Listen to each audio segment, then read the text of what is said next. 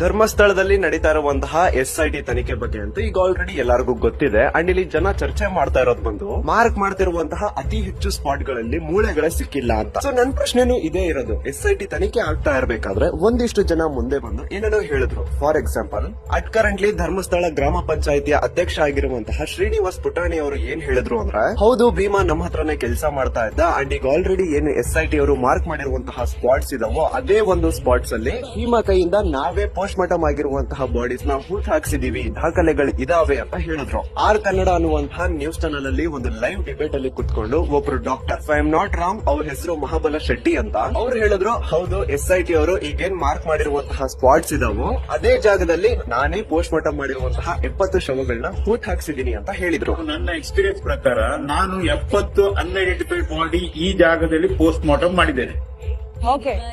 Spot ಅಲ್ಲಿ ಒಂದು 20 ಇಂದ 22 ಬಾಡಿ ಪೋಸ್ಟ್ ಮಾರ್ಟಮ್ ಮಾಡಿದೆ ಅದೇ ಜಾಗದಲ್ಲಿ. ಇವತ್ತು ಯಾವ ಹುಡುಕ್ತಾ ಇದ್ದಾರೆ ಅದೇ ಜಾಗದಲ್ಲಿ.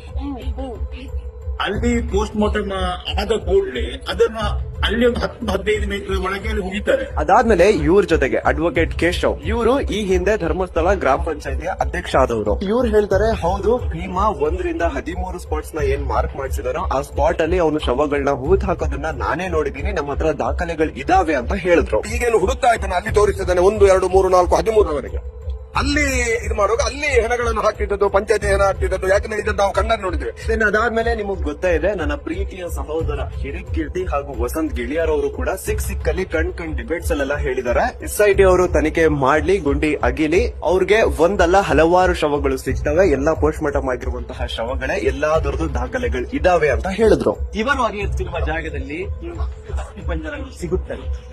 ಹೇಗೆಂದರೆ 2006ಕ್ಕೆ ಮುಂಚೆ ಸ್ಮಶಾನ ಯಾವುದು ಈಗ ನೇತ್ರಾವತಿ ವಸಂತ ಗಿಳಿಯಾರ್ ಅವರಂತೂ ಒಂದು ಪೋಸ್ಟ್ ಸಹ ಬರ್ದಾಕಿದ್ರು, ಸರಿಯಾಗಿ ಅಗಿರಿ ನಿಮಗೆ 264 ಶವಗಳು ಸಿಗ್ತವೆ, ಎಲ್ಲದಕ್ಕೂ ದಾಖಲೆ ಇದೆ ಅಂತ. ಸೊ ಈಗ ನನ್ ಪ್ರಶ್ನೆ ಏನು ಅಂತಂದ್ರೆ, ನಾವು ಮಾಧ್ಯಮಗಳಲ್ಲಿ ನೋಡಿರೋ ಪ್ರಕಾರ 6ನೇ ಸ್ಪಾಟ್ ಅಲ್ಲಿ ಹಾಗೂ 14ನೇ ಸ್ಪಾಟ್ ಅಲ್ಲಿ ಬಿಟ್ರೆ ಇನ್ನೆಲ್ಲೂ ಏನು ಮೂಳೆ ಸಿಕ್ಕಿಲ್ಲ. ಆ 13ನೇ ಸ್ಪಾಟ್ ಅಲ್ಲಂತೂ SIT ಅವರು ಒಂದು ಬಾವಿನೇ ತೋಡ್ ಹಾಕಿದ್ರು, ಆದ್ರೆ ಸಿಂಗಲ್ ಮೂಳೆ ಸಿಕ್ಕಿಲ್ಲ. ಸೊ ನಾವು the biggest question is, panchayat ಅವರು ಹೂತ್ ಹಾಕಿದಂತಹ ಶವಗಳು ಎಲ್ಲಿ? ಪೋಸ್ಟ್ ಮಾರ್ಟಮ್ ಆಗಿದ್ದು ಸಿಕ್ಕಿಲ್ಲ, ಪೋಸ್ಟ್ ಮಾರ್ಟಮ್ ಆಗದಿರೋದು ಸಿಕ್ಕಿಲ್ಲ, ಒಟ್ಟಲ್ಲಿ ಯಾವುದೇ ಒಂದು ಮೂಳೆನೆ ಸಿಕ್ಕಿಲ್ಲ. ಹಾಗಿದ್ರೆ ಆ ಶವಗಳು ಎಲ್ಲಿ ಹೋದ್ವು? ಭೀಮಾ ತೋರಿಸಿರೋ ಸ್ಪಾಟ್ ಅಲ್ಲಿ ಡೆಡ್ ಬಾಡೀಸ್ ಸಿಕ್ಕಿಲ್ಲ ಅಂದ್ರೆ ಪಂಚಾಯಿತಿ ಅವರು ಹೂತಿಟ್ಟಂತಹ ಡೆಡ್ ಬಾಡೀಸ್ ಎಲ್ಲಿ?